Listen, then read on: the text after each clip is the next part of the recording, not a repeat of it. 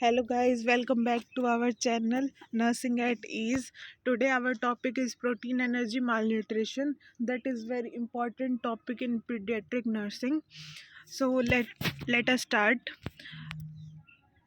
From introduction, protein energy malnutrition is a major health problem and nutritional problem. Protein energy malnutrition जो होता है वो एक major health problem होती है जो कि मतलब चाइल्ड को बहुत हद तक अफेक्ट कर सकती है। ये एक न्यूट्रिशनल प्रॉब्लम होती है, ये मतलब ये बच्चे के न्यूट्रिशनल स्टेटस को जो है ना वो डिस्टर्ब कर देती है पूरा पूरा। ठीक है, उसके बाद हम बात करते हैं इसके डेफिनेशन की। डेफिनेशन में आता है हमारा, it is a group of clinical condition / symptoms that may result from varying degree of protein deficiency and inadequate calorie। इसका मतलब होता है कि एक ऐसी कंडीशन होती है जिसमें हमारा ग्रुप ऑफ सिम्टम्स देखने को मिलते हैं जो कि किसकी वजह से हो सकते हैं, हमारे प्रोटीन की डेफिशिएंसी की वजह से हो सकते हैं।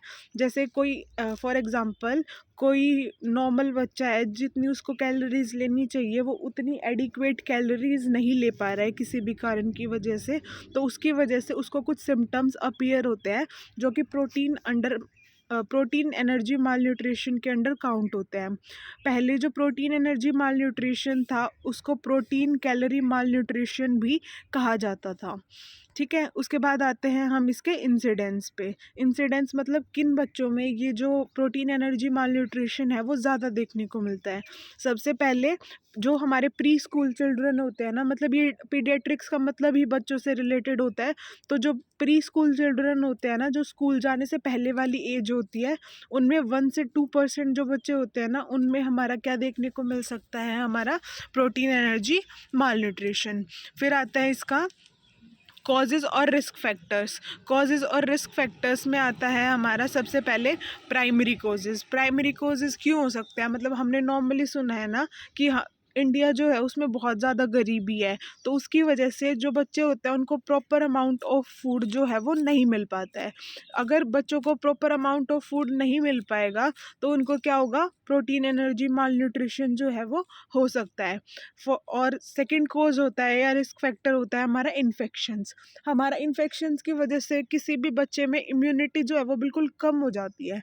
ठीक है, तो वो अच्छे से अगर वो नहीं ले रहा है, न्यूट्रिशन नहीं ले रहा है, तो उसकी जो भी मतलब किसी भी ऑर्गेनिजम्स, माइक्रो ऑर्गेनिज्म से फाइट करने की कैपेबिलिटी होगी वो बिल्कुल कम हो जाएगी।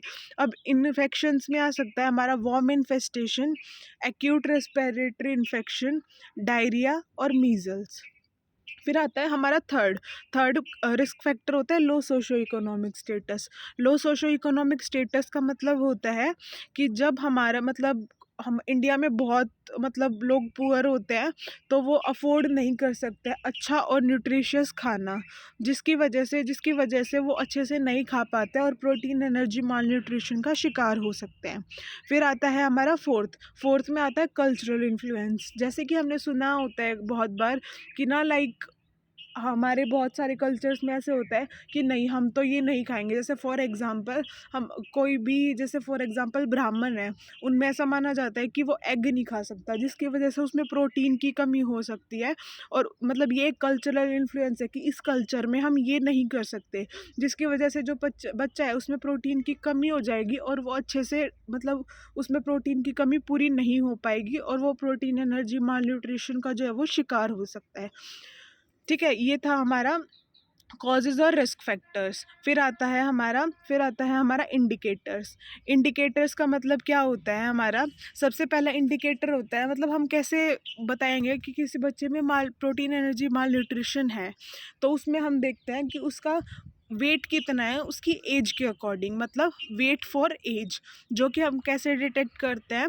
जैसे फॉर एग्जांपल कि हम किसी बच्चे की ग्रोथ देख रहे हैं, ठीक है, तो एक चार्ट होता है हमारा ग्रोथ मेंटेनेंस चार्ट। उसके थ्रू हम डिटेक्ट करते हैं कि हमारा जो बच्चा है उसमें कितना, मतलब उसमें प्रोटीन एनर्जी माल न्यूट्रिशन है या नहीं है। फिर आते हैं उसकी क्लासिफिकेशन इसकी बहुत सारी हो सकती है, लेकिन जो मेन और जनरल क्लासिफिकेशन होती है उसमें 3 तरीके की क्लासिफिकेशन होती है। सबसे पहले आता है हमारा सिंड्रोमल क्लासिफिकेशन। फिर आता है हमारा classification of classification of Indian Academy of paediatrics. फिर थर्ड आती है हमारी गोमेज क्लासिफिकेशन। तो सबसे पहले हम डिस्कस करेंगे सिंड्रोमल क्लासिफिकेशन के बारे में। सिंड्रोमल क्लासिफिकेशन में हमारी 4 चीज़ें आती हैं: क्वाशियोरकर, न्यूट्रिशनल मैरस्मस, प्री क्वाशियोरकर और न्यूट्रिशनल ड्वार्फिंग। ठीक है, फिर उसके बाद आती है हमारी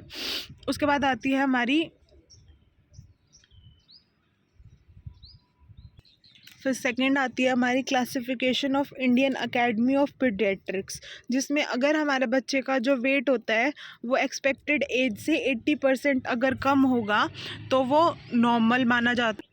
और अगर उसकी मतलब इस इंडियन क्लासिफिकेशन में डिफरेंट डिफरेंट ग्रेड होती है हमारी माल न्यूट्रिशन की, जिसमें ग्रेड 1, ग्रेड 2, ग्रेड 3 और ग्रेड 4 होता है।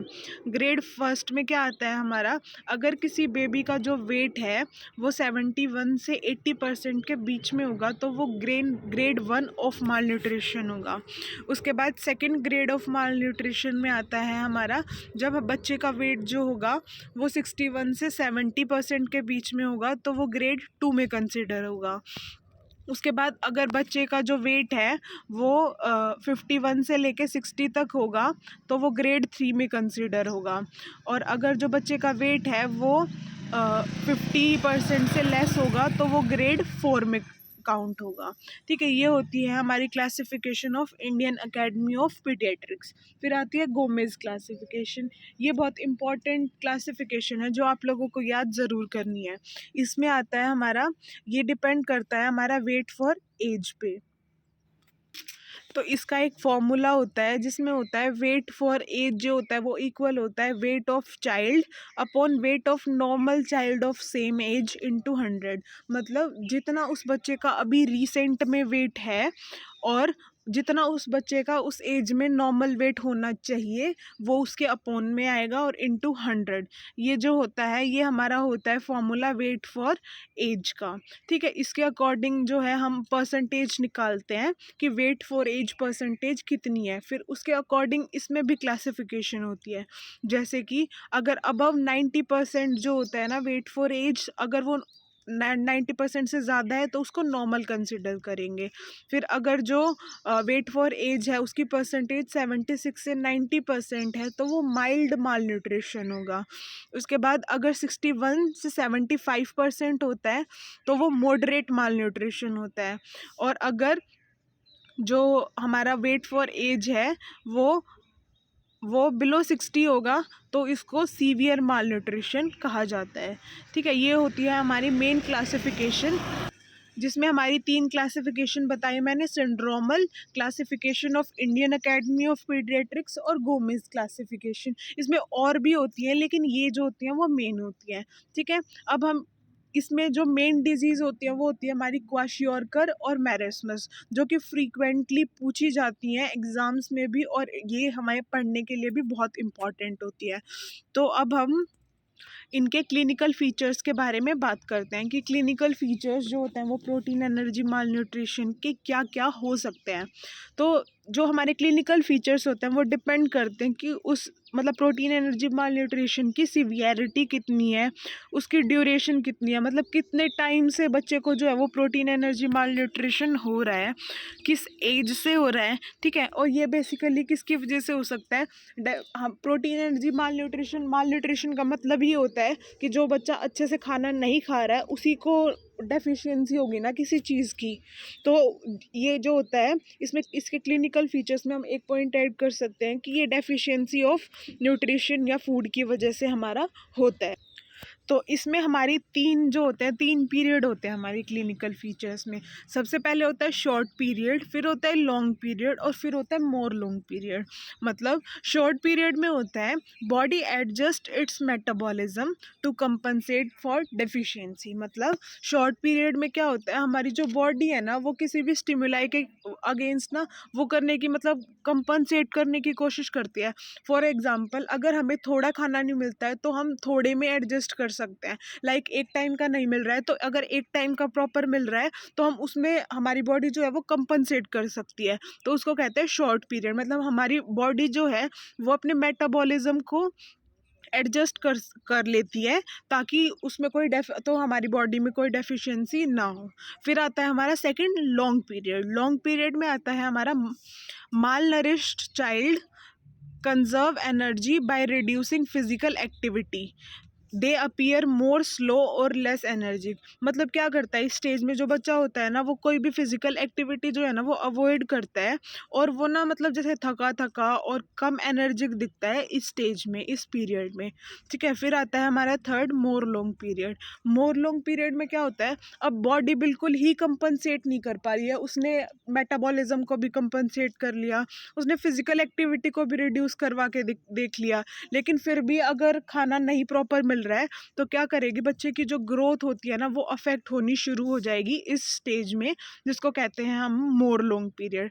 तो हमारी जो क्लिनिकल फीचर्स हैं उसमें 3 पीरियड्स होते हैं। सबसे पहले होता है हमारा शॉर्ट पीरियड, फिर होता है हमारा लॉन्ग पीरियड, और फिर होता है हमारा मोर लॉन्ग पीरियड। तो ये थे हमारे क्या clinical features of protein energy malnutrition. तो जैसा कि मैंने पहले आपको जब क्लासिफिकेशन बताई थी तो मैंने आपको बताया था कि इसमें 2 मेन इम्पॉर्टेंट डिजीज़ होती है जो कि फ्रीक्वेंटली एग्ज़ाम्स में भी पूछी जाती है, जो कि होती है क्वाशियोरकर और मैरास्मस के बीच में डिफरेंस, या इन डिजीज़ के बारे में किसी एक डिजीज़ के बारे में आपसे डिस्क्रिप्शन पूछ लेगा, या फिर दोनों के बीच में डिफरेंस जो होता है वो मोस्ट कॉमन होता है। ठीक है, तो अब हम इन दोनों को एक एक करके अच्छे से पढ़ेंगे कि क्वाशियोरकर एग्जैक्टली होता क्या है और मैरास्मस एग्जैक्टली होता क्या है। तो सबसे पहले करते हैं हम क्वाशियोरकर। क्वाशियोरकर अब क्या होता है, क्वाशियोरकर का मतलब होता है कि जब बच्चे की जो ग्रोथ है ना वो रिटार्ड होनी शुरू हो जाती है। ठीक है, ये जो क्वाशियोरकर वर्ड था ये फर्स्ट टाइम डिस्क्राइब करा था डॉक्टर सिस्ले विलियम ने 1933 में। अब ये हम बात करते हैं कि ये किन बच्चों में ज़्यादा पाया जाता है। ये मेनली पाया जाता है हमारे प्री स्कूल जो चिल्ड्रन होते हैं। हमने पहले ही पढ़ा था कि जो रिस्क फैक्टर्स थे या इंसिडेंट्स था उसमें हमने पढ़ा था कि जो भी प्रोटीन एनर्जी माल न्यूट्रिशन होते हैं वो प्री स्कूल चाइल्ड में ज़्यादा देखने को मिलते हैं as compared to older childrens. ठीक है, तो mainly found in pre school child but may occur in any age. मतलब मेनली तो प्री स्कूल चाइल्ड में पाए जाते हैं, लेकिन किसी भी एज में अकर हो सकते हैं हमारा क्वाशियोरकर। तो प्रोटीन जो क्वाशियोरकर होता है उसमें मेनली प्रोटीन की डेफिशिएंसी पाई जाती है। मतलब इसका ये होता है, देखो 2 डिजीज़ पढ़नी है हमें कंपैरेटिवली। ठीक है, तो क्वाशियोरकर जो होता है उसमें प्रोटीन की डेफिशिएंसी पाई जाती है, और जो हमारा मैरास्मस होता है उसमें हमारी एनर्जी या फिर कैलोरी की डेफिशिएंसी पाई जाती है। तो जितना हम इसको कंपैरेटिव फॉर्म में पढ़ेंगे वो ज़्यादा अच्छा होगा। तो एक बार मैं इनको अच्छे से डिस्क्राइब करूँगी, फिर आप लोगों को एक डिफरेंस फॉर्म में बताऊँगी कि एग्जैक्टली क्वाशियोरकर में क्या डिफरेंस होता है और मैरास्मस में क्या डिफरेंस होता है। तो अब बात कर लेते हैं हम इसके क्लिनिकल फीचर्स की, मतलब इसमें क्या क्या साइन एंड सिम्टम्स देखने को मिल सकते हैं। तो साइन एंड सिम्टम्स में दो तरीके से साइन एंड सिम्टम्स को जो है वो क्लासिफाई किया जा सकता है। सबसे पहले होते हैं असेंशियल, और मतलब जो कि बच्चे में देखने को मिलेंगे ही मिलेंगे, और फिर आते हैं नॉन असेंशियल जो कि देखने को मिल भी सकते हैं और नहीं भी मिल सकते हैं। तो सबसे पहले बात करते हैं हम असेंशियल क्लिनिकल फीचर्स की। असेंशियल क्लिनिकल फीचर्स में हमारा सबसे पहले आता है ग्रोथ रिटार्डेशन। मतलब ग्रोथ रिटार्डेशन का मतलब क्या होता है, देखो प्रोटीन एनर्जी माल न्यूट्रिशन में बच्चे की जो ग्रोथ है ना वो बिल्कुल ही रिटार्ड हो जाती है, इसीलिए इसको माल न्यूट्रिशन टर्म दिया गया है। ठीक है, तो हमारा जो क्वाशियोरकर है वो किससे मार्क किया जाता है, ग्रोथ रिटार्डेशन से। उसके बाद सेकंड पॉइंट आता है कि इसमें बच्चे का जो वेट है और हाइट है वो क्या हो जाती है, कम हो जाती है। थर्ड असेंशियल क्लिनिकल फीचर है कि इसमें जो है बच्चे की मसल वास्टिंग होनी शुरू हो जाती है with retention of subcutaneous fat. मतलब बच्चे की जो मसल्स है ना उनकी वास्टिंग होनी शुरू हो जाती है, और जो हमारा सबक्यूटेनियस फैट होता है ना उसकी रिटेंशन होनी शुरू हो जाती है। फिर आता है हमारा फोर्थ इसेंशियल क्लिनिकल फीचर्स जो कि होता है हमारा साइकोमोटार चेंजेस। साइकोमोटार चेंजेस में मतलब क्या क्या कॉमन साइन एंड सिम्टम्स हमें देखने को मिलेंगे क्वाशियोरकर वाले बच्चे में। तो उस बच्चे में डलनेस देखने को मिल सकती है, लिथार्जी, मतलब वो थका थका रहेगा पूरा दिन, वो बहुत डल डल रहेगा, क्योंकि हमने इसकी जो क्लिनिकल फीचर्स वाली, मतलब जो क्लिनिकल स्टेजेस थी उनमें पढ़ा था कि उसमें बच्चा जो है ना सेकंड स्टेज में लॉन्ग पीरियड जो होता है उसमें बच्चा जो है वो थका थका दिखने लग जाता है, उसकी बॉडी उसको अलाउ नहीं करती फिजिकल एक्टिविटी के लिए। ठीक है, फिर आता है हमारा लैक ऑफ इंटरेस्ट हो सकता है उसका, कोई भी सराउंडिंग, मतलब आसपास जो भी उसकी चीज़ें हो रही है ना तो वो उस पर ध्यान नहीं देगा, मतलब उसका इतना इंटरेस्ट नहीं बनेगा उसमें। ठीक है, और देखो अब आती है हमारी सबसे इम्पॉर्टेंट क्वाशियोरकर की जो साइन एंड सिम्टम्स होता है, पिटिंग अडीमा होता है, मतलब बच्चे का जो होता है वो अडीमा हो जाता है क्वाशियोरकर की केस में। कहाँ पे अडीमा होता है हमारा बच्चे का? प्रीटिबियल रीजन में, प्रीटिबियल रीजन में हमारा जो है वो क्या हो जाता है, बच्चे को अडीमा हो जाता है, किसकी वजह से? प्रोटीन डेफिशिएंसी की वजह से। उसके बाद आते हैं हमारे नॉन असेंशियल क्लिनिकल फीचर्स क्या क्या हो सकते हैं। नॉन असेंशियल क्लिनिकल फीचर्स में सबसे पहले आता है हमारा हेयर चेंजेस हो जाते हैं। हेयर चेंजेस का मतलब होता है जो बच्चे के हेयर्स होते हैं ना वो रेड ब्राउन कलर के हो जाते हैं, और जो थिन ड्राई सिल्की, और मतलब जो बच्चे के बाल होते हैं ना वो पतले पतले हो जाएंगे, सूखे रूखे हो जाएंगे, और सिल्की होने, ज़्यादा ओवर सिल्की होने शुरू हो जाएंगे हमारे नॉन एसेंशियल में। मतलब हेयर चेंजेस में क्या होगा, रेड ब्राउन हो जाएगा कलर, थिन हो जाएंगे बाल, ड्राई हो जाएंगे और सिल्की हो जाएंगे। फिर आता है हमारा एलोपेक्सिया। एलोपेक्सिया का मतलब होता है हमारा गंजापन। गंजापन का मतलब होता है कि बच्चे के जो बाल हैं, हेयर लॉस होना शुरू हो जाएगा। ठीक है, with alternate band of light dark colour hair.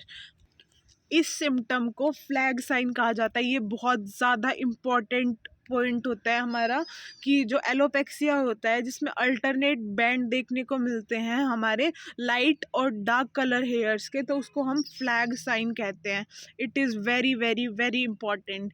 ठीक है, फिर आता है हमारा नॉन एसेंशियल क्लिनिकल फीचर्स में स्किन चेंजेस। मतलब स्किन में हमारे क्या चेंजेस होंगे, तो एरिदीमा होना शुरू हो सकता है, स्किन में हाइपोपिगमेंटेशन हो सकती है, और स्किन में जो है वो पैचेस बनने लग जाते हैं, मतलब धब्बे धब्बे से बनने लग जाते हैं हमारे स्किन में। ठीक है, तो ये होते हैं हमारे क्लिनिकल फीचर्स ऑफ क्वाशियोरकर। दो बताए मैंने, असेंशियल और नॉन असेंशियल। असेंशियल में हमारी ग्रोथ रिटार्डेशन हो जाती है, वेट और हाइट कम हो जाता है, मसल वास्टिंग होनी शुरू हो जाती है, साइकोमोटर चेंजेस होने लग जाते हैं। और नॉन असेंशियल में हमारा मेन होता है हमारा फ्लैग साइन देखने को मिलता है, हेयर चेंजेस होने शुरू हो जाते हैं और स्किन चेंजेस होने शुरू हो जाते हैं। तो ये हमारी जो मेन बात थी वो किसके बारे में थी? क्वाशियोरकर के बारे में। ठीक है, उसके बाद हम बात करेंगे अपने न्यूट्रिशनल मैरास्मस के बारे में। न्यूट्रिशनल मैरास्मस को हम इन्फेंटाइल एट्रोफी भी कह सकते हैं। ये मोर कॉमनली किस में पाया जाता है? हमारा इन्फेंट्स में पाया जाता है, और ये टोडलर में भी देखा जा सकता है। जैसे कि हमारा क्वाशियोरकर कहाँ पाया जा रहा था? प्री स्कूल चिल्ड्रन में पाया जा रहा था। वैसे ही हमारा न्यूट्रिशनल मैरास्मस जो होता है वो इन्फेंट में,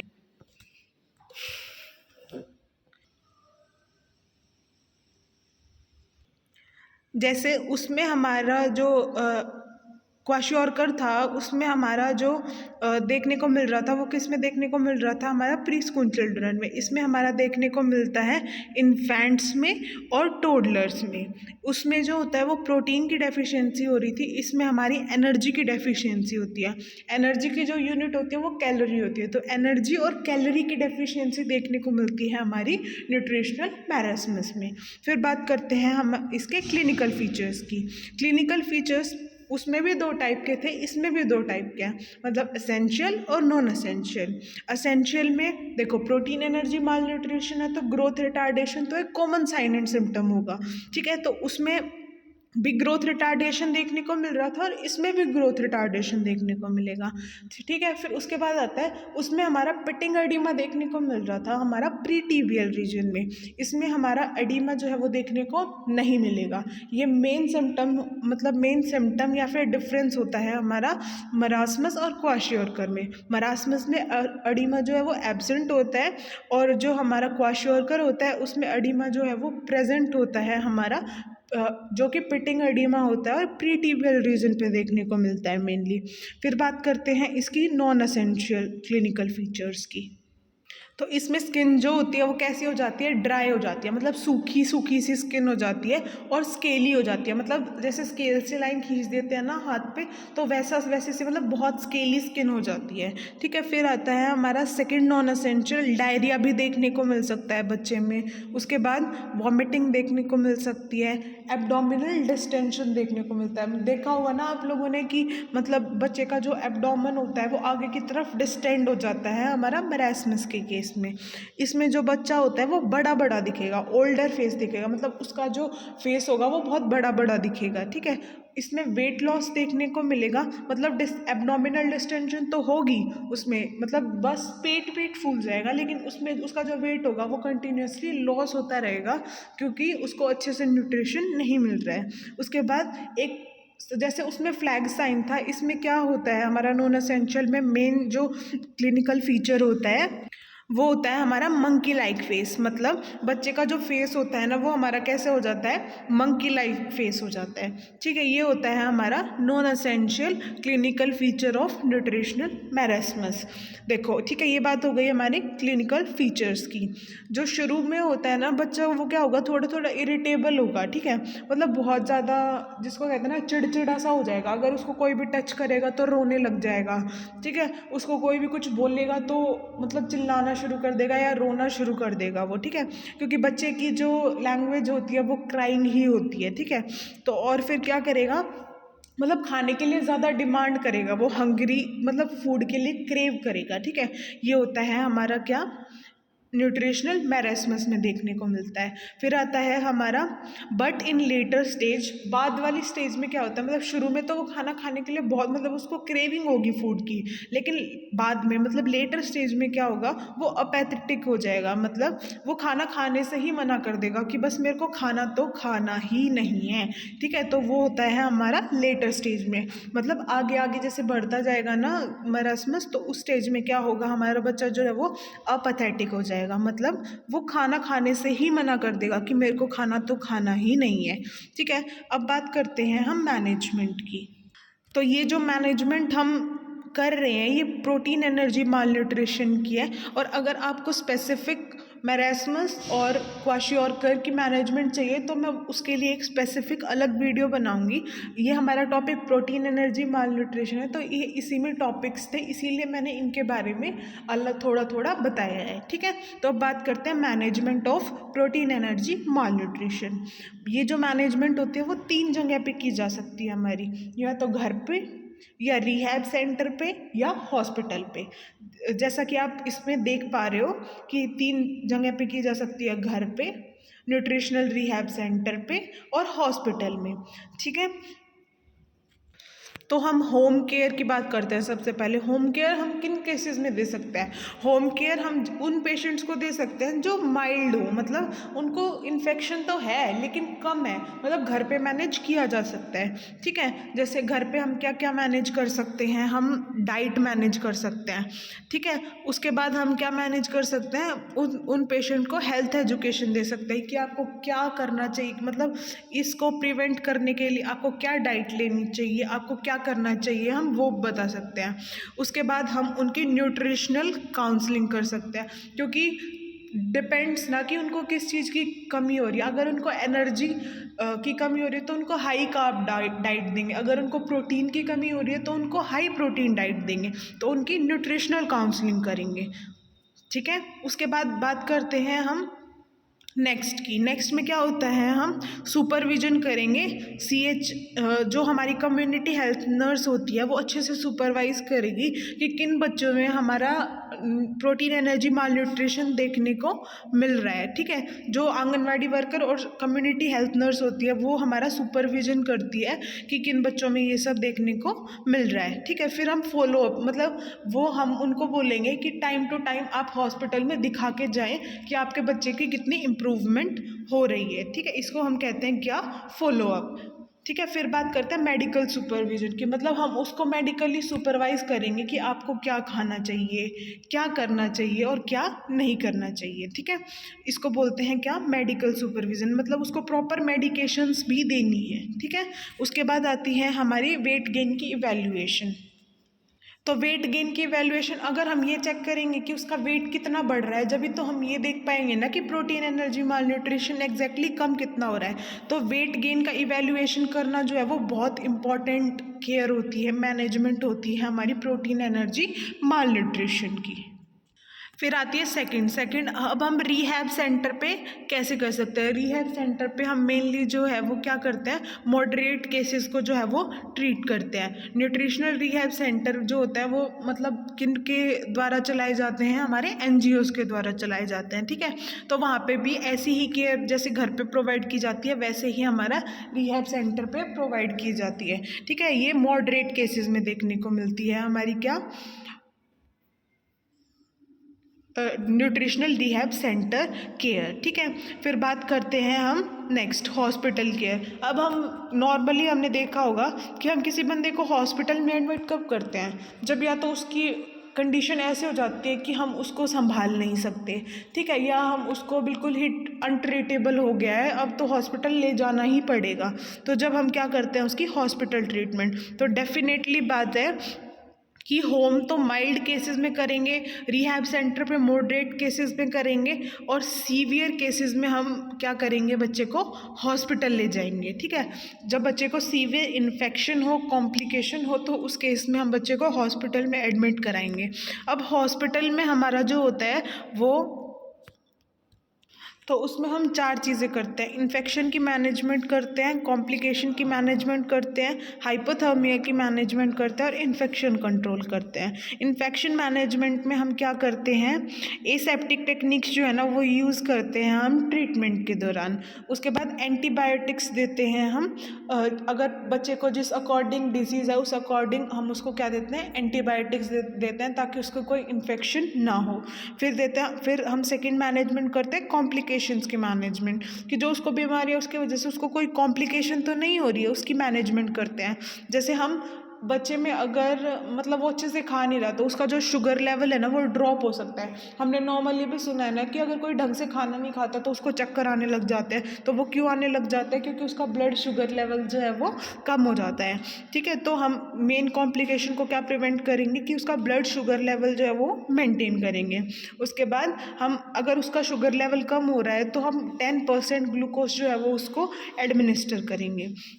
फिर आती है हमारी थर्ड, हाइपोथर्मिया की मैनेजमेंट। हाइपोथर्मिया की मैनेजमेंट कैसे करेंगे, देखो बच्चा है तो उसको हम कैसे मैनेज करेंगे, उसको कंगारू मदर केयर से प्रिवेंट कर सकते हैं। कंगारू मदर केयर एक सबसे चीप और इफ़ेक्टिव तरीका होता है हमारा हाइपोथर्मिया को प्रिवेंट करने के लिए। जब हम हाइपोथर्मिया टॉपिक पढ़ेंगे तो हम उसमें पढ़ेंगे कि उसमें केएमसी का बहुत इंपॉर्टेंट रोल होता है, कि केएमसी से जो है ना हाइपोथर्मिया को प्रिवेंट किया जा सकता है।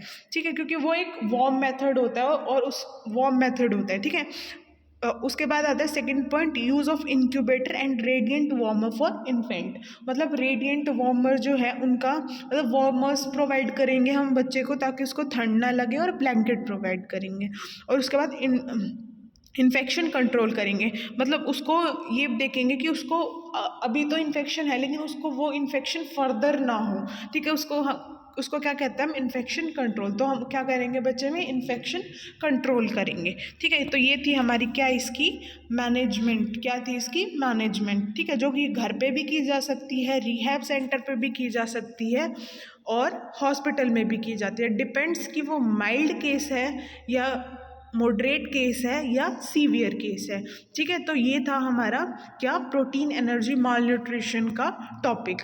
ठीक है, उसमें हमने देखो अब क्वाशियोरकर और मेरास्मस जो थी ये मेन डिजीज़ हैं। अगर इनकी मैनेजमेंट की वीडियो आपको अलग से चाहिए तो आप मेरे को कमेंट सेक्शन में बता दीजिएगा, मैं आपको ज़रूर बना के दूंगी। बट मेन क्वाशियोरकर और जो हमारा मेरास्मस होता है उसमें डिफरेंस यही होता है कि जो देखो क्वाशियोरकर जो होता है वो प्रोटीन डेफिशिएंसी वाले केसेस में देखने को मिलता है, और मेरास्मस जो होता है वो हमारा कैलोरी या फिर एनर्जी की डेफिशिएंसी से देखने को मिलता है।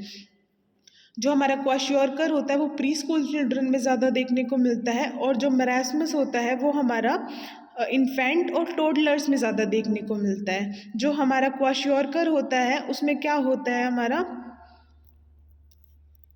मसल वास्टिंग होती है और उसमें मसल वास्टिंग नहीं होती है। ठीक है, जो हमारा क्वाशियोरकर होता है उसमें क्या होता है, हमारा जो अडीमा है, पिटिंग अडीमा है, वो प्रेजेंट होता है, और उसमें अडीमा जो है वो एब्सेंट होता है। अडीमा कहाँ प्रेजेंट होता है, हमारा प्री टिबियल रीजन पे। इसका जो मेन साइन होता है क्वाशियोरकर का, वो फ्लैग साइन होता है, और उसमें हमारा मेन साइन क्या होता है, मंकी लाइक फेस हो जाता है बच्चे का। इसमें स्किन चेंजेस में क्या हो जाती है, हाइपोपिगमेंटेशन और एरेदीमा हो जाता है, और उसमें जो स्किन चेंजेस होते हैं उसमें क्या हो जाता है, हमारा ड्राई हो जाती है स्किन और स्केली हो जाती है। उसमें डायरिया देखने को नहीं मिलता है, इसमें डायरिया देखने को मिल सकता है। ठीक है, तो ये हमारे मेन डिफरेंसेस होते हैं जो कि हमारे क्वाशियोरकर और मरासमस में हमारे देखने को मिलते हैं। तो ये था हमारा आज का टॉपिक, प्रोटीन एनर्जी मालन्यूट्रिशन।